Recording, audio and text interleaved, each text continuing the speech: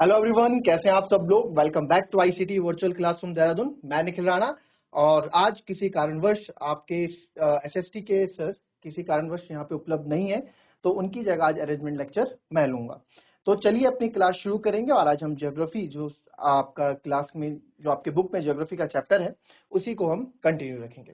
तो चलिए बच्चों अपनी क्लास शुरू करते हैं। एंड शुरू करने से पहले हमेशा की तरह थॉट ऑफ द डे लेके चलते हैं। तो आज का थॉट ऑफ द डे है बच्चों, if you are not willing to learn no one can help you and if you are determined to learn no one can stop you। जी हाँ, if you are not willing to learn, अगर आपके अंदर की कोई चीज सीखने की चाह नहीं है, विल नहीं है, तो आपको चाह के भी कोई कुछ नहीं सिखा सकता है ना। चाहे वर्ल्ड का बेस्ट कोच आ जाए, वर्ल्ड का बेस्ट टीचर आए, वो भी आपको चाह के कुछ नहीं सिखा सकता। बट वहीं इफ यू आर डिटरमाइंड, अगर आप किसी चीज को लेकर डिटरमाइंड हो, आपने चीजों को ठाना हुआ है कि नहीं मुझे चीज करनी है, तो no one can stop you, आपको कोई रोक भी नहीं सकता। रोकने का मतलब ये नहीं है कि यहाँ पे हाथ पकड़ के आपको कोई रोकेगा। कहने का मतलब है कि आपके जो गोल्स होंगे ना, तो उसमें जो एक्सक्यूजेज हम बनाते हैं, बहाने हम बनाते हैं, हम खुद ब खुद वो बहाने बनाने बंद कर देंगे। आप इसको एक छोटे से रोल में लेके देखें। कभी आप ये सोचिए कि मेरे को ये चैप्टर 2 दिन में पूरा करना है, डिटरमाइंड हो जाए, बिल्कुल ठान लेके चैप्टर 2 दिन में खत्म करना है। अगर ग्राउंड में है तो इतने दिन में मुझे इतना किलोमीटर कवर करना है, कुछ भी एनीथिंग जो आप कर सकते हैं या जिसमें आपका इंटरेस्ट है। तो आप देखेंगे जब उसके लिए आदमी तत्परता से काम करता है ना, तो अंदर जो है आपके अंदर जो है काफी चीजें चेंजेस आते हैं। आप बहाने बनाने से बचते हो, ठीक है, क्योंकि आपका जो वो होता है, जो आपका बिल्कुल सटीक आपके गोल की तरफ आपका लक्ष्य होता है। तो यही आप अपने लाइफ में भी इसको थोड़ा अपनाइए। तो चलिए अपनी क्लास शुरू करेंगे। एंड तो ये ज्योग्राफी का एक चैप्टर है, तो चैप्टर का नाम है हमारा अफवाह, ठीक है। चैप्टर नंबर 3 अफवाह, ये आपका चैप्टर है। तो इसी को हम, आपको इतना सर ने पढ़ा दिया है, ठीक है। तो ये है, इस चैप्टर भी ये सब आप कर चुके हैं, बहुत बढ़िया से सर ये पढ़ा चुके हैं हम। चलिए चलिए कृष्णा द्रोणी। महाराष्ट्र के पश्चिमी घाट में महाबलेश्वर के निकट एक स्रोत से निकलकर कृष्णा लगभग 1400 किलोमीटर बहकर बंगाल की खाड़ी में गिरती है, ठीक है। तो कृष्णा लगभग 1400 किलोमीटर बह के, आपका जैसे यहाँ पे है क्या चीज आपकी है कि कितना किलोमीटर बह के बंगाल की खाड़ी में मिलती है, तो 1400 किलोमीटर। कहां से? पश्चिमी घाट के, महाराष्ट्र के पश्चिमी घाट के महाबालेश्वर के निकट से, ठीक है। ये इसमें से आपसे पूछ सकते हैं। फिर आगे क्या है, इसमें आपको बंगाल की खाड़ी में गिरती है। तुंगभद्रा, कोयना, घाट प्रवाह, मूसी तथा भीमा इसकी कुछ सहायक नदियां हैं। इसकी द्रोणी महाराष्ट्र, कर्नाटक तथा आंध्र प्रदेश में फैली है। किस किस राज्य में, कहाँ पे है बच्चों? महाराष्ट्र, कर्नाटक तथा आंध्र प्रदेश में फैली है, ठीक है। तो यह है कृष्णा द्रोणी के बारे में, ठीक है। तो इस जगह से यहाँ पे ये जाती है। कौन कौन सा हो गया? महाराष्ट्र, यहाँ से तो ये निकल ही रही है। कहाँ पे? महाराष्ट्र में। कहाँ से? निकट, महाबलेश्वर के निकट से। क्या लेंथ है इसकी? 1400 किलोमीटर लेंथ है। और कहाँ कहाँ से होके जाती है सर? ये जाती है महाराष्ट्र से होके, कर्नाटक से होकर आंध्र प्रदेश में फैली है। अच्छा, इसकी सहायक नदियां कौन कौन सी है जी? तुंगभद्रा, कोयना, घाट प्रभा, मूसी तथा भीमा इसकी कुछ सहायक नदियां। तो इसमें तुंगभद्रा को आप थोड़ा याद रखेंगे, तुंगभद्रा काफी, तुंगभद्रा घाट प्रभा, ठीक है। फिर आते हैं हम दूसरा कावेरी द्रोणी पे। तो कावेरी द्रोणी, ठीक है। तो अभी आप इसमें जो जो पॉइंट्स हैं, जो जो पॉइंट्स मैंने बताए इसमें कृष्णा द्रोणी में, इसमें आप लिख लीजिए। पहला पॉइंट, महाराष्ट्र के महाबलेश्वर के निकट से निकलती है, 1400 किलोमीटर इसकी लंबाई है, 1400 किलोमीटर बह के ये बंगाल की खाड़ी में मिलती है, ठीक है। पहला पॉइंट। दूसरा पॉइंट क्या लिखेंगे? तुंगभद्रा, कोयना, घाट प्रभा इसकी कुछ सहायक नदियां हैं। तीसरा पॉइंट क्या लिखेंगे कि कहां कहां से होके जाती है? इसकी द्रोणी महाराष्ट्र, कर्नाटक तथा आंध्र प्रदेश में फैली। तो 3 पॉइंट आप इसमें लिखेंगे। तो चलिए फटाफट इसे लिखें, फिर हम आगे कंटिन्यू करेंगे। चलिए लिख लिया आप लोगों ने? चलिए आगे बढ़ेंगे। अब आगे हमारे पास कावेरी द्रोणी। तो कावेरी द्रोणी में कावेरी पश्चिमी घाट के, ये भी पश्चिमी घाट के, ठीक है, और वो भी पश्चिमी घाट। तो कावेरी पश्चिमी घाट के ब्रह्मगिरी श्रृंखला से निकलती है तथा तमिलनाडु में कुडलूर के दक्षिण में बंगाल की खाड़ी में मिल जाती है। तो कहां से निकलती है? सबसे पहले बात तो ये भी पश्चिमी घाट की नदी है। कहा? ब्रह्मगिरी श्रृंखला से निकलती है, ये याद रखना, ब्रह्मगिरी श्रृंखला से निकलती है, ठीक है। फिर आगे बढ़ेंगे। तथा तमिलनाडु में कुडलूर के दक्षिण में बंगाल की खाड़ी में मिल जाती है। बंगाल की खाड़ी में किधर से मिलती है ये? जैसे ऊपर इसमें मेंशन नहीं था, यहाँ पे मेंशन किया गया है तमिलनाडु के कुडलूर में, ठीक है। तो तमिलनाडु के कुडलूर के दक्षिण में बंगाल की खाड़ी में मिल जाती है। इसकी लंबाई 760 किलोमीटर है। इसकी लंबाई 760 किलोमीटर है। इसकी प्रमुख सहायक नदियां अमरावती, काफी फेमस है ये नदी, अमरावती, भवानी, हिमावती तथा काबिनी है। ठीक है। इसकी द्रोणी तमिलनाडु, केरल तथा कर्नाटक में विस्तृत है। तो इसकी द्रोणी कहाँ तमिलनाडु, केरल और कर्नाटक में विस्तृत है। अगर आप देखेंगे इससे पहले एक जो है कर्नाटक, कर्नाटक से हमारा कौन, कर्नाटक से हमारी कृष्णा द्रोणी भी है और कर्नाटक से आपकी जो है देखेंगे आप कावेरी द्रोणी भी है। तो क्वेश्चन कुछ भी पूछा जा सकता है, ऐसा कौन सा राज्य है जहां से दो द्रोणियां मिलती हैं, जहां से दो द्रोणियां होके जाती हैं, तो आप बोल गए वो राज्य कौन सा है, कर्नाटक वो राज्य है। ठीक है। तो ये आपने इसको आप नोट करेंगे, इसमें नोट बनाएंगे। एंड साथ ही साथ इसमें एक चीज और देखें। ठीक है। चलिए, क्या आप जानते हैं भारत में दूसरा सबसे जलप्रपात कावेरी नदी बनाती है। ठीक है। दूसरा सबसे बड़ा जलप्रपात कौन बनाती है, कावेरी नदी बनाती है। इसे शिव सुंदरम के नाम से जाना जाता है। ये आप अंडरलाइन कर लें, शिव समुद्रम। ठीक है। शिव समुद्रम के नाम से जाना जाता है। प्रपात द्वारा उत्पादित विद्युत मैसूर, बेंगलोर तथा कोलार स्वर्ण क्षेत्र को प्रदान की जाती है। तो इसके द्वारा, प्रपात द्वारा यानी जो इसमें जो इस डैम से जो भी बिजली आपकी निकलती है वो आपको कहाँ कहाँ देता है, मैसूर, बेंगलोर तथा कोलार स्वर्ण क्षेत्र को प्रदान की जाती है। ठीक है। तो इसमें नोट करेंगे आप, ये सब इसी के, ये सब भी आपका इसमें आ जाएगा, कावेरी द्रोणी के अंदर आ जाएगा। ठीक है। तो चलिए फटाफट इसमें नोट लिखेंगे। कावेरी पश्चिमी घाट के ब्रह्मगिरी श्रृंखला से निकलती है तथा तमिलनाडु में कुल्लूर के दक्षिण में बंगाल की खाड़ी में मिलती है। 760 किलोमीटर इसकी लंबाई है। अमरावती, भवानी तथा हिमावती, काबिनी इसकी प्रमुख नदियां हैं। इसकी द्रोणी तमिलनाडु, केरल तथा कर्नाटक में विस्तृत है। ठीक है। तो और भारत में दूसरा बड़ा जलप्रपात कावेरी नदी बनाती है। दूसरा पॉइंट बना देना बच्चों। ठीक है। क्योंकि कावेरी पश्चिमी घाट के ब्रह्मगिरी श्रृंखला से निकलती है तथा तमिलनाडु में कुल्लूर के दक्षिण बंगाल की खाड़ी में मिलती है। और दूसरा पॉइंट आप बनाएंगे यहां से कि भारत में दूसरा सबसे बड़ा जलप्रपात कावेरी नदी बनाती है। इसे शिव सुंदरम के नाम से जाना जाता है। ये बहुत पूछा जाता है, शिव समुद्रम के नाम से जाना जाता है। उसके बाद आप ये तीसरा चौथा बनाएंगे। चलिए कंटिन्यू करेंगे। चलिए, अब देखो यहाँ एक क्वेश्चन आपको दिख रहा होगा कि भारत का सबसे बड़ा जलप्रपात कौन सा है। कोई जानता है क्या, भारत का सबसे बड़ा जलप्रपात कौन सा है? कोई जानता है? चैट के माध्यम से या हैंड रेज करके बता दें। चलिए, कोई है? चलिए बताओ। चलिए, इसका उत्तर है बच्चों, इसका उत्तर है आपका कुंचिकन। ठीक है। अब होमवर्क क्या है आप लोगों के लिए, होमवर्क आप लोगों के लिए ये है कि ये कौन सी नदी द्वारा बनाया जाता है और ये कौन से स्टेट, कौन से राज्य में। ठीक है। तो ये आपके लिए क्या है, ये आपके लिए होमवर्क है। ठीक है। इतना मैंने नाम आपको बता दिया। अब इसके बारे में आप सर्च करें, किसी से पूछें। ठीक है। इतना आपको मैंने बता दिया। इसके बारे में आपको जो डिटेल मिलती है वो आप मुझे कल बताएं। क्लियर? चलिए आगे बढ़ेंगे। इन बड़ी नदियों के अतिरिक्त कुछ छोटी नदियां हैं जो पूर्व की तरफ बहती हैं। दामोदर, ब्रह्मणी, वैतरणी तथा सुरवण रेखा कुछ महत्वपूर्ण उदाहरण हैं। अपने एटलस में इनकी स्थिति ज्ञात कीजिए। ठीक है। ये आपके लिए यहां बोल दिया गया। आगे देखते हैं। क्या आप जानते हैं पृथ्वी के धरातल का लगभग 71% भाग जल से ढका है, लेकिन इसका 97% जल लवणीय है। ठीक है।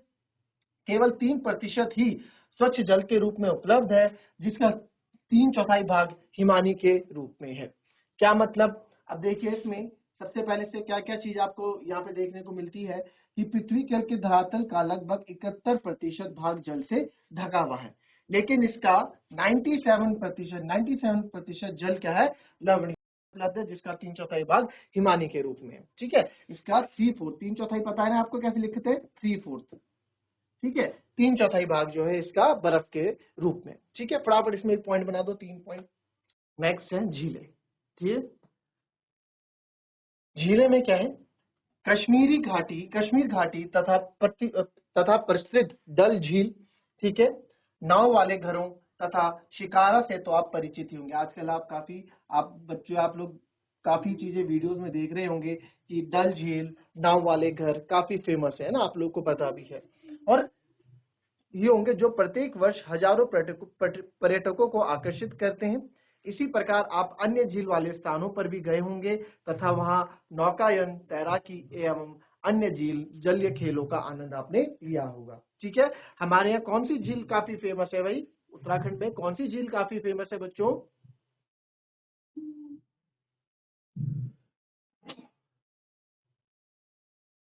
ठीक है, अन्य झील खेलों का आनंद वाली झीलें। ठीक है, कल्पना कीजिए अगर कश्मीर, नैनीताल एवं दूसरे पर्यटन स्थलों पर झीलें नहीं होती, तब क्या वे उतना ही आकर्षित करते जितना कि आज करते हैं? क्या आपने कभी यह जानने की कोशिश की है कि इन पर्यटकों को आकर्षित करने के लिए किसी स्थान पर झीलों का क्या महत्व है? पर्यटकों के आकर्षण के अतिरिक्त मानव के लिए अन्य कारणों से भी झीलों का महत्व है। पृथ्वी की सतह के गर्त वाले भागों में वहां जहां जल जमा होता है उसे झील कहते हैं। सबसे पहले झील को परिभाषित करते हैं। झील क्या है? तो इन्होंने बताया यहाँ पे झील क्या है हमारे पास कि पृथ्वी की सतह के गर्त वाले भागों में जहां जल जमा हो जाता है उसे झील कहते हैं। ठीक है, पृथ्वी की सतह के गर्त वाले भागों में जहां जल जमा हो जाता है उसे झील कहते हैं। ठीक है, क्या अब इसमें क्या है? बड़े आकार वाली झीलों को समुद्र कहा जाता है। ठीक है, बड़े आकार वाली झीलों को समुद्र कहा जाता है, जैसे कैस्पियन, मृत तथा अरल सागर। ठीक है, तो इसमें भी लिखे फटाफट, ये 2 पॉइंट फटाफट इसमें बनाए। झील किसे कहते हैं? ठीक है, और झील बड़े आकार वाली झीलों को समुद्र कहा जाता है। फटाफट इसमें कर लें। तो अगर देखा जाए तो कैस्पियन, मृत तथा अरल सागर भी क्या है? एक झील है, बड़ी झील है। ठीक है, जिन्हें सागर कहा गया, सागर के रूप में। चलिए, भारत में भी बहुत सी झीलें हैं। ये एक दूसरे से आकार तथा अन्य लक्षणों से भिन्न है। अधिकतर झीलें स्थायी होती हैं तथा कुछ में केवल वर्षा ऋतु में ही पानी होता है, जैसे अंतर्देशीय अफवाह वाले अर्धशुष्क क्षेत्रों की द्रोणी वाली झीलें। यहाँ कुछ ऐसी झीलें हैं जिनका निर्माण हिमानियों एवं बर्फ चादर की क्रिया के फलस्वरूप हुआ है, जबकि कुछ अन्य झीलों का निर्माण वायु, नदियों एवं मानवीय क्रियाकलापों के कारण हुआ है।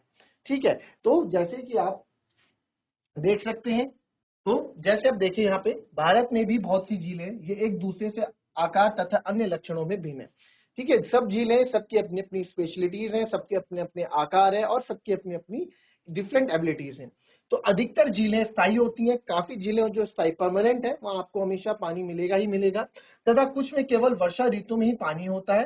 तो किसी किसी में, जैसे अभी रेनी सीजन आ रहा है, वर्षा ऋतु का सीजन है, मौसम है, तो तभी उसमें पानी इकट्ठा होता है। जैसे अंतर्देशीय अफवाह वाले अर्धशुष्क क्षेत्रों की द्रोणी वाली झीलें। यहाँ कुछ ऐसी झीलें हैं जिनका निर्माण हिमानियों एवं बर्फ चादर की क्रिया के फलस्वरूप हुआ है। ठीक है, बर्फ से हो जाता है, बर्फ जब पिघलती है, ग्लेशियर जो पिघलते हैं उनसे हो जाता है। जबकि कुछ अन्य झीलों का निर्माण वायु, नदियों में मानवीय क्रियाकलापों के कारण हुआ है। मानवीय क्रियाकलापों के उदाहरण के लिए सबसे बढ़िया उदाहरण है हमारा जो टिहरी में जो हमारी झील है, वो भी एक मानवीय क्रियाकलापों के कारण का एक कारण हुआ है, उसका एक अच्छा एग्जाम्पल। ठीक है, टिहरी झील जो आप सबने इसको सुना भी होगा। फिर आगे बढ़ेंगे। एक विसर्प नदी बाढ़ वाले क्षेत्रों में कटकर गोखुर झील का निर्माण करती है। स्पिट तथा वार रोधिका तटीय क्षेत्रों में लैगून का निर्माण करते हैं। एक विसर्प नदी बाढ़ वाले क्षेत्रों में कटकर गोखुर झील का निर्माण करती है। ठीक है, विसर्प नदी शायद आप लोगों ने पढ़ लिया होगा इससे पहले। विसर्प नदी जो है, जो सांप के आकार में चलने वाली नदी होती है, उसको विसर्प नदी हम कहते हैं। तो विसर्प नदी बाढ़ वाले क्षेत्रों में कटकर गोखुर झील का निर्माण करती है। ठीक है, गोखुर झील। ठीक है, अब देखें आप, जब नदियां अपना आकार बदल लेती हैं, ठीक है, तो उससे कटकर जो आपका बनता है उसको हम क्या कहते हैं? गोखुर झील का, उसे गोखुर झील कहते हैं। स्पिट तथा बार रोधिका तटीय क्षेत्रों में लेगून का निर्माण करते हैं, जैसे चिल्का झील, पुलिकट झील तथा कोलेरू झील। ठीक है, ये आप देखें। ठीक है, चलिए, ये है आपकी लोकताक झील। ठीक है, ध्यान से देखिए आपने, ये मणिपुर में है और बहुत ही famous, one of the famous झील है ये, ठीक है। इसके बारे में आप पढ़ के आइएगा, कल आप इसमें पढ़ के आओ कि लोकतक झील के बारे में आप क्या क्या जानते हैं, क्या क्या आपने पढ़ा है, उसके बारे में पढ़े। बाकी इसमें मैं भी कल इसमें डिस्कस करेंगे, तो कल क्लास में इसके बारे में भी हम डिस्कस करेंगे, लोकतक झील के बारे में। वाली झीलें कभी कभी मौसमी होती है। उदाहरण के लिए राजस्थान की सांभर झील जो एक लवण जल वाली झील है, इसके जल का उपयोग नमक के निर्माण के लिए किया जाता है। तो अगर आपसे कभी कोई पूछे कौन सी ऐसी झील है जिसका उपयोग, केवल झील का बात कर रहे हैं, झील का बात जो नमक बनाने के उपयोग में की जाती है, तो आप बोल सकते हैं राजस्थान की सांभर झील। राजस्थान की बच्चों सांभर झील है जो किसके लिए यूज होती है, और कौन सी, ये भी पूछ सकते हैं कि लवण जल वाली झील कौन सी है, सॉल्टी वाटर वाली झील कौन सी है, तो आप बोल सकते हैं सर राजस्थान की सांभर झील जो है वो आपकी लवण जल वाली झील है। इसके जल का उपयोग नमक के निर्माण के लिए किया जाता है, ठीक है। इसका उपयोग नमक के निर्माण के लिए किया जाता है, नमक का निर्माण होता है इससे। मीठे पानी का अधिकांश झीलें, ठीक है, तो इसमें आप लिख देना क्या पॉइंट बना हमारा कि भैया लवण जल यानी सॉल्टेड वाटर वाली झील कौन सी है, राजस्थान की सांभर झील है। इसका उपयोग नमक के निर्माण के लिए किया जाता है। जाहिर सी बात है अगर लवण जल वाली झील है तो इसका उपयोग नमक के निर्माण के लिए ही किया जाएगा। फिर आगे पढ़ेंगे, मीठे पानी की अधिकांश झीलें हिमालय क्षेत्र में है। ये मुख्यतः हिमानी द्वारा बनी है, ठीक है, बर्फ के द्वारा, ग्लेशियर्स के द्वारा बनी हुई ये झीलें हैं। दूसरे शब्दों में ये तब बनी जब हिमानियों ने या कोई द्रोणी गहरी बनाई जो बाद में हिम पिघलने से भर गई या किसी क्षेत्र से शिलाओं तथा अथवा मिट्टी से हिमानी मार्ग बंध गए, ठीक है। फिर देखें ये जो मुख्यतः हिमानी जो बनी, सबसे पहले मीठे पानी की अधिकांश झीलें आपको कहाँ मिलेंगी, मीठे पानी की अधिकांश झीलें आपको हिमालय क्षेत्र में मिलेंगी, ठीक है। मीठे पानी की अधिकांश झीलें हिमालय क्षेत्र में है। ये मुख्यतः हिमानी द्वारा यानी जो ग्लेशियर्स है उनके द्वारा बनी है।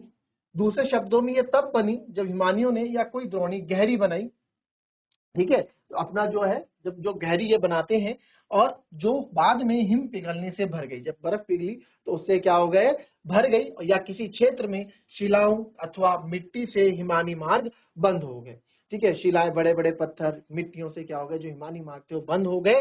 इसके विपरीत जम्मू तथा कश्मीर की वुलर झील भूभर्ग क्रियाओं से बनी है। तो अब ये जो है ये वुलर झील है, इसके बारे में आप कल पढ़ के आएंगे। वुलर झील बहुत ही फेमस झील है कश्मीर की, और जितना आप वुलर झील जो है कश्मीर में है, ठीक है। वुलर झील कैसे बनी, क्या इसकी प्राथमिकता, इसकी इंपॉर्टेंस, जो जो भी है आप वुलर झील के बारे में जितना जानते हो आप पढ़ के आएंगे, ठीक है। और आपको एक मैंने भी जो ऊपर झील दिखाई वो जो मणिपुर में आपका जो बताया लोकपात, उसके बारे में भी आप पढ़ के आएंगे। तो बाकी की डिस्कशन करेंगे हम अपनी कल की क्लास में। तब तक के लिए आज के लिए इतना ही रखेंगे बच्चों, मिलते हैं आपसे अपनी नेक्स्ट क्लास में। तब तक के लिए be happy, be healthy and be safe. Thank you and have a nice day.